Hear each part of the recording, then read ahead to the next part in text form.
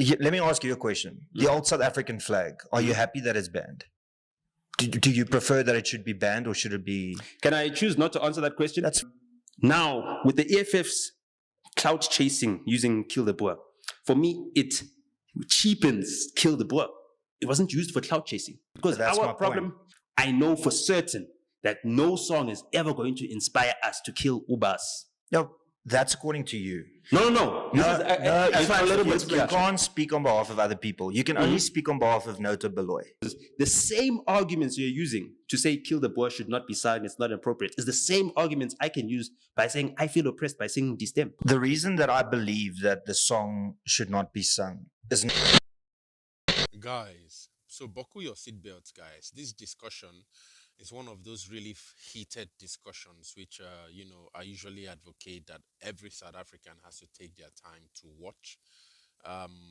It's a really important one, and I really appreciate Nota Gouws for making himself available to sit on this platform with Nota here.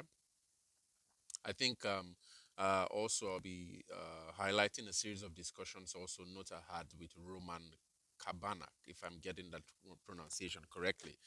But since I've been following the politics in SA, especially the DA party and its clashes with the ANC, I see that Nota Gouws and this Roman Kabanak were almost going to get into politics officially in South Africa, but certain the issues that had to do with race and all of that came into the fore. And so I really appreciate that they are taking their time now to really engage with what maybe many would in South Africa call black podcasters, because this is the only way we would be able to get to the dream I would believe that Nelson Mandela had, which is this kind of like cohesion between the different ethnicities that make up what South Africa represents, all right? So in this discussion here, I really thought it was a really excellent discussion, really interesting one regarding the significance of the chant "Kill the Boer" in today's South Africa, and this is a portion of the entire discussion. The entire discussion is 1 hour 47 minutes long, thereabout. You can find it on DJ Spoo's official YouTube channel, and I really appreciate DJ Spoo as well for having a certain kind of like openness in the kind of guests he allows to engage with Nota Baloye here on what has been called Nota Mondays. So Nota Gouws is actually speaking a lot of issues about, a lot of things about Afrikaners, which for me is an education. Because, I think I'm still working on a podcast with Dr. Ernst Roets to really get into talking about, the significance of what it is an Afrikaner is today in the present day post-colonial Africa. And from even this discussion between Nota and Nota Gouws, I really now even come to realize a little bit deepening in my understanding of the colonialism that the Afrikaners actually underwent, under the British prior to the formation of the Union of South Africa. And, that whole thing, me coming from Nigeria, for example, having that historical consciousness of British colonialism and having to understand that probably the Afrikaners themselves might share in that kind of colonial consciousness, despite the fact that they now actually from 1948 onwards sought to pursue the policy of separate development. I think it's really interesting for me personally. I don't know about other black Africans, but for me it's really interesting to really get into the mind of the Afrikaner and really understand how they see their positionality in Africa as a continent going forward. And so that's what my next podcast with Dr. Ernst Routes, hopefully soon, will be dropping. We'll be talking a lot about that. That will be really an insightful one. But in this discussion, I like the fact that Nota Baloye and Nota Gouws seem to come to an agreement that it appears that the song Kill the Boer that is being chanted by the EFF, that has caused a lot of spark, although now we see a lot of rift between Elon Musk and, Donald Trump. I really don't know what that whole rift is about. I'm wondering if maybe the rift might affect, I don't think it would affect the Afrikaner refugee program, because I think, as been argued, this has been something that has been highlighted during the Joe Biden years, all right? But the rift between Donald Trump and Elon Musk, I don't know how much that would impinge on this whole Afrikaner refugee program, so to speak. But in this discussion between Nota Baloyi and Renard House, they come to a certain kind of conclusion, which I really enjoy very much, which is the efficacy of the fact that in a post 30 years post apartheid South Africa, what is the significance of this kill the Boer chant in the environment we have in South Africa today? I think I even saw a really interesting video. I'll be making a post about that. For me, it was the first time seeing white South Africans speaking closer and some of the African languages. Quite impressive, I would say. And I thought that, in fact, I think that's the video I'm going to be using to end this video. So you guys should patiently watch till the end, because after this discussion between Renard House and Nota Baloyi, I have a series of videos by some white South Africans speaking really interesting, fluent closer. I think some YouTuber has been able to gather all of them. No, don't worry. Never mind. I'll be making that in a new video, because it's something I really want us to really get into and really start discussing about this question about, you know, the South Africans in South Africa who might not necessarily be as black as I am, but what then is their positionality in terms of being African? I think at some point in this video, Renato Gouws even actually says that, for their men, I think for 6 generations now or so, his family, the only thing they've known has been Africa. The only space they've known, the only consciousness they've been able to acclimatize themselves with, despite being maybe descendants of another ethnicity, which will be European here, would be African. So how far do they have to perform a certain kind of authenticity for them to be accepted as Africans? And for me, that's a really interesting and important question, which I really have been thinking about and really want to start getting deeper into on this channel. But here in this question of, the importance of kill the Boer chant being chanted with the stadium, we saw Donald Trump, and the President Ramaphosa's team trying to really get a way to explain the significance of what that whole event represented. We see here that Nota Baloyi and Renaldo Howe somehow agree.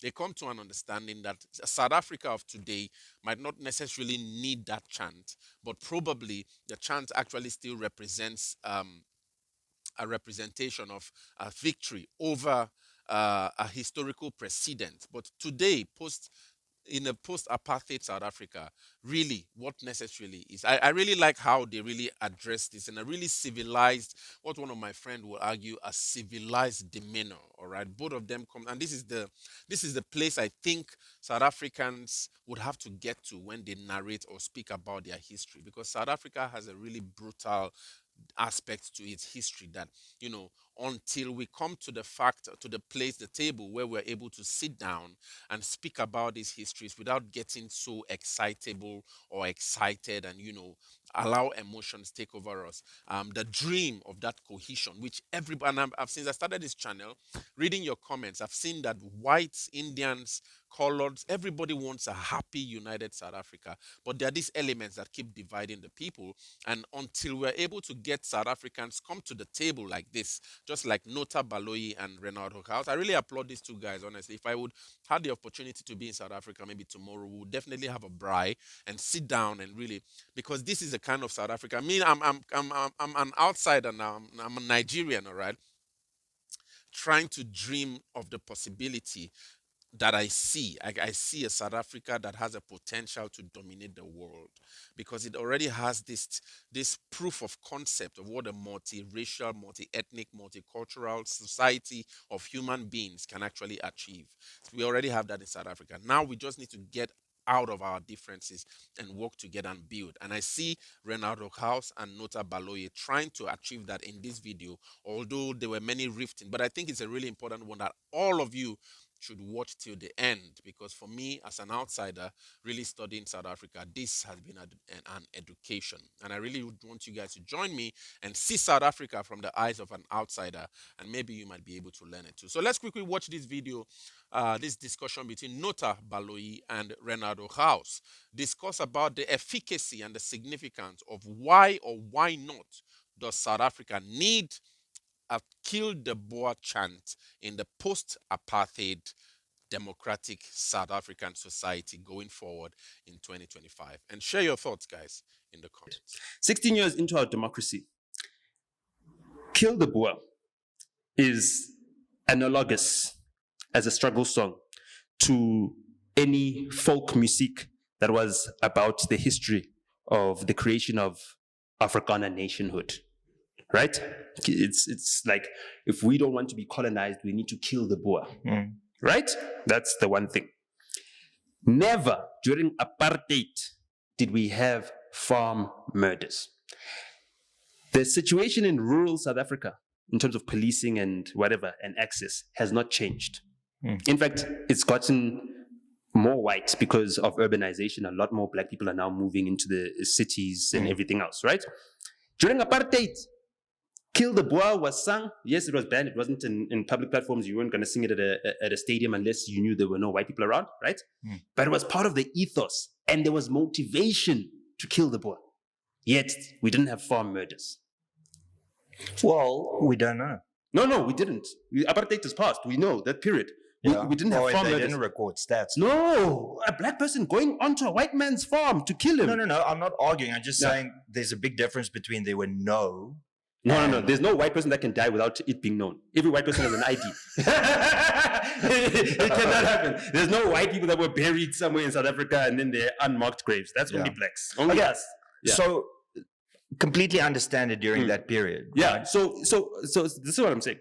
I want to get to the point. So someone who's now coming from, whether you, as a white South African, you will never understand the meaning of that struggle song to you intrinsically. It'll never have the same meaning to you, right? So you'll never understand the motivation of the people that sing it, right? You understand what I'm saying? For me, personally, just to disclaim so that you don't think I'm trapping you, I don't agree with it being sung on a public platform for EFF or anything else, right? Because they're a new movement. They don't come from that struggle that they're singing about, right? They're appropriating something. But that's neither here nor there. And also the purpose of it is just to annoy white people. I don't think they're appropriating it. I think they're the grandchildren of the people that sang it. Yeah, but they're in a new organization, and that organization was founded on the premise that it's going to kill the old organization. So who should sing it? So nobody should sing it anymore. If I decide I'm changing my family, I'm changing my surname to Maswangani, I'm not going to sing the Baloyi songs. So who's got the right to sing that song? So nobody has. No, I'm not saying that no one has the right. So everyone has the right to sing that song. What I'm saying is in that 2025, it shouldn't be sang. Okay. The thing is that I'm going to deviate from my point, right? Sorry, I'm playing devil's advocate. You're playing devil's advocate. Yeah, sure. So I want to differentiate. The reason why I'm saying this is that the EFF is a political party.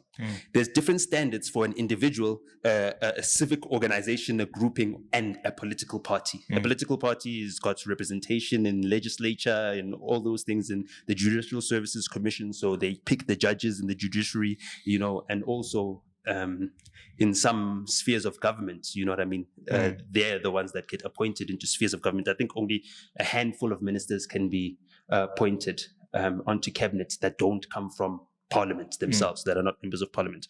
It's very limited. So they're the ones who've got the greatest responsibility of creating or nourishing the soil for the society that they want to see germinating and growing and becoming fruitful. Now, with the EFF's clout chasing using Kill the Boer, for me it cheapens Kill the Boer. It wasn't used for clout chasing. You understand what I'm saying? And also, there was a real struggle when it was being sung. So now, when we're not in that struggle, there's no reason to bring us back there, because that's our my problem. I think that's the point that a lot of people have. That's where we agree. Where we disagree, though, is that by calling for the song to be banned, you're setting a very bad precedent, because the same arguments you're using to say Kill the Boer should not be sung, it's not appropriate, is the same arguments I can use by saying I feel oppressed by singing Distem. So the reason that I believe that the song should not be sung is not because it hurts my feelings. It's because we live in a country with 84 murders a day.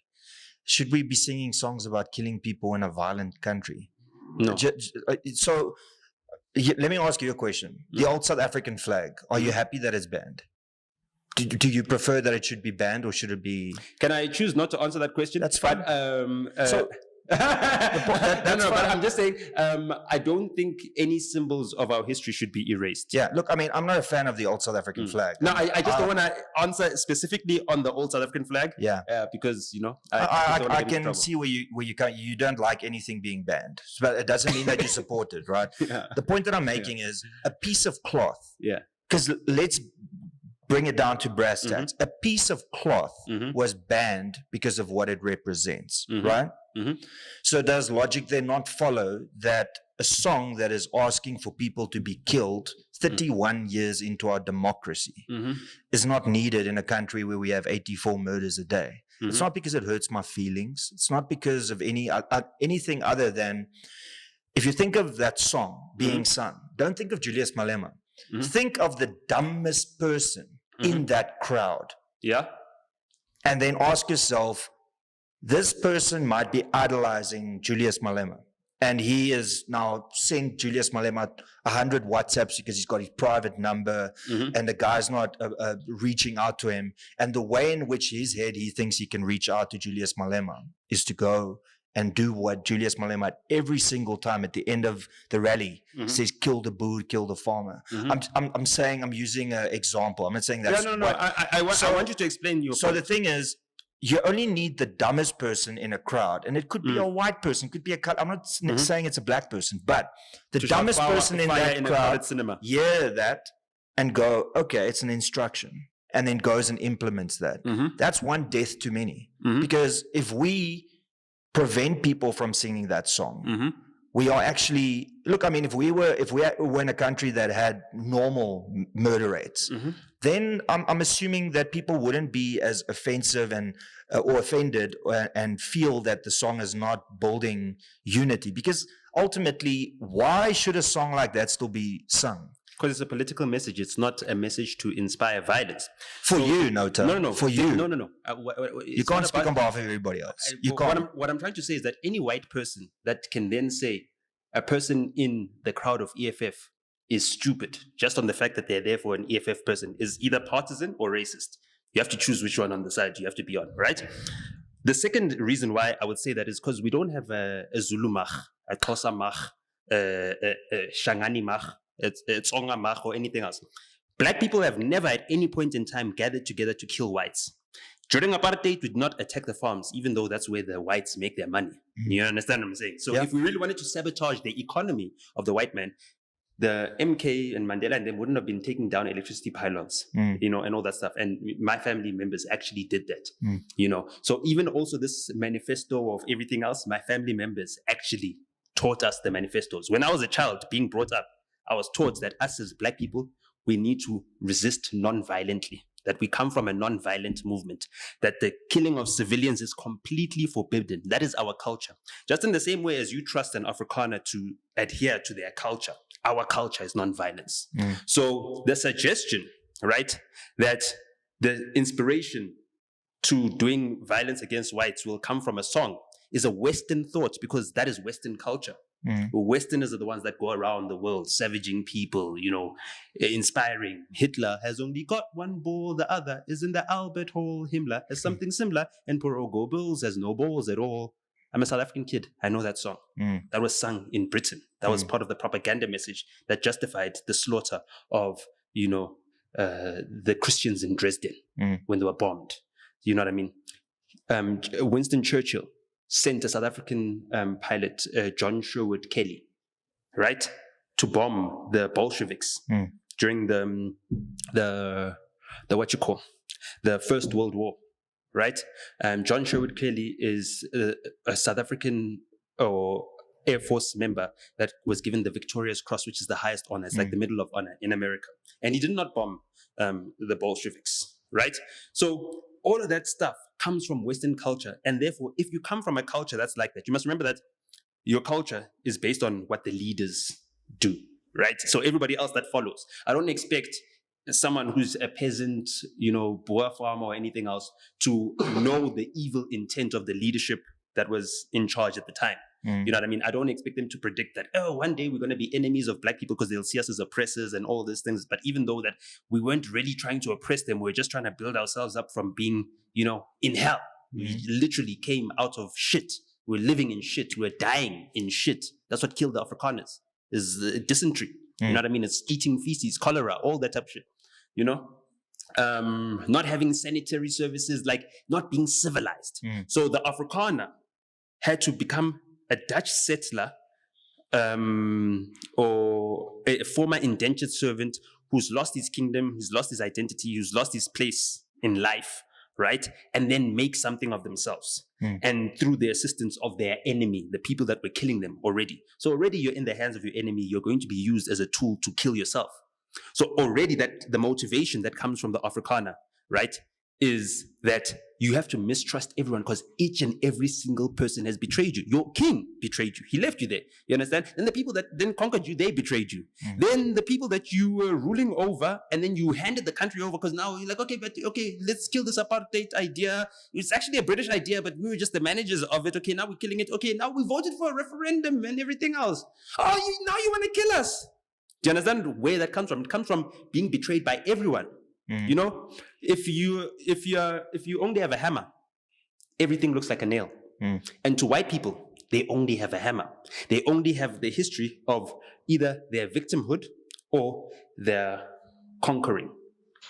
That's the only two histories of white people. There is no history that is not related to war, you know, or conquest or anything else. So that's already where the white person comes from a culture perspective. So that's why even when Sbu and I were having that conversation, when all of this stuff started to come about, you know what I mean, the racial tensions that really festered a lot at the beginning of this year with Trump's inauguration, you know, when we were speaking about it, and on that cited episode that got me sent to the Human Rights Council, our friends, right? They are our friends now, right? You saw them.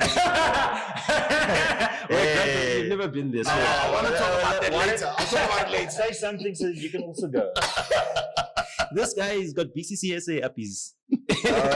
So he's got the Human rights broadcasting is for us who are podcasters. Okay, he's got us. Finish your point. I want to come back to it. So now, if you just look at how under threat the white person is, I understand. I'm saying that as a black person who's lived and grown up with white people, I understand why they interpret it like that. But as a black person who's also lived and grown up with black people, I know for certain that no song is ever going to inspire us to kill Ubas. No, that's according to you. No. You can't speak on behalf of other people. You can only speak on behalf of Nota Gouws. You can only speak on behalf of yourself. So I get it, and and I respect your opinion, and I value that you feel that way. But like I said, they also your aspect with regards to cultures, dude. We live in a multicultural society now for 31 years. You want to tell me that there hasn't been a little bit of Dutch influence and a little bit of Xhosa or Zulu influence in, the white Afrikaner sort of way of seeing? Because there has been a transcendence across cultures. So what I'm saying is, please take this bikir. It used to be beker. Until we got the language and then we turned it into bikir. So the point, sorry, I'm just showing you the Dutch. That's all good. So the point that I'm making is just that we've got a young generation and a younger generation that I would say is our age, where we saw the shit end of what this country was, and then this new hope. Now, what I'm saying is there are people out there that might be influenced that might not live according to what your beliefs of a cultural, a Xhosa or a Zulu cultural society is. And they might be open to the aspect that song might mean that we actually literally want to kill somebody. Zimbabwean immigrants, maybe. They did it already in their country. They went and attacked the farms. They forced Mugabe to now say we are seizing the land because they did it themselves. Please let him finish his point. I'm letting him finish. I'm just expanding on it. Comments. He's not letting me finish. I'm just joking. The point that I'm making is, in 2025, dude, why? No, I agree with you on that. Why? I agree with you, but now, even they did a survey. Thanks. Thanks. They did a thing in which they asked the voters of the different political parties, do they support the singing of the song? I believe it was the EFF were the only party that had over 50%. I think they had 60%. So 40% of the EFF voter base said they don't want the song to be sung. The DA, the Freedom Front Plus, the ANC, MK, all of them. I don't have a problem with the song being sung. You must remember, right? I have a problem with the EFF being the ones that are singing it. I have a problem with the song being sung irrespective. That I understand. If a white person had to sing that song, I would have a problem with it. If a colored person had to sing that song, I've got a problem with it. This is bigger than Julius Malema. Julius Malema is just doing it for show. Yes. But the people that he's singing to across South Africa Okay. might not perceive it that way. That's what I'm saying. I know that I understand, right? And that is your belief from the culture that you come from. Our belief as black people is that that song is a struggle song. It comes from history. We know it. We grew up with struggle songs. We grew up with all of these things, right? We've been living with white people for 30 years. We have never killed them once. We didn't kill them even when we had a reason to, when we were being oppressed. We don't believe. Well, there were killings. I mean, No. There's no black people that went to go kill white people. We sabotaged electricity pylons. We blew up things. Yes, but we weren't killing. There was no civilian killings. You must remember, I'm telling you, this is our cultural doctrine. All our movements, whether it be the PAC, Azapo, all of those people, right? The resistance movement was not about now killing civilians. A soldier, SADF guy, yes, he can go. Same with Jonas Savimbi. He can go because he helped them in Angola, right? But in terms of killing civilians, that is not part of our culture. So it becomes very difficult now to have this argument in this discussion that we have, because look at how strongly we are holding on to our beliefs. You're very strongly held in that it just takes one person to kill, and then all of a sudden our fears come into reality, and you don't even want 0 deaths. In fact, you want this -0 deaths. I think we should focus on decreasing the amount of murder that's in this country. The 84 murders a day, a violent sexual crime every few seconds. Over 80% of those are black people that are being murdered. And that shouldn't happen. Now, I'm not, so No, let me just make it clear. I'm yeah. not talking about, hey, I'm a white guy and that's why I don't. I'm saying, let's not sing it because it's not uniting the nation, firstly. And secondly, there's a risk that people would take it as an instruction and go and kill. Yeah.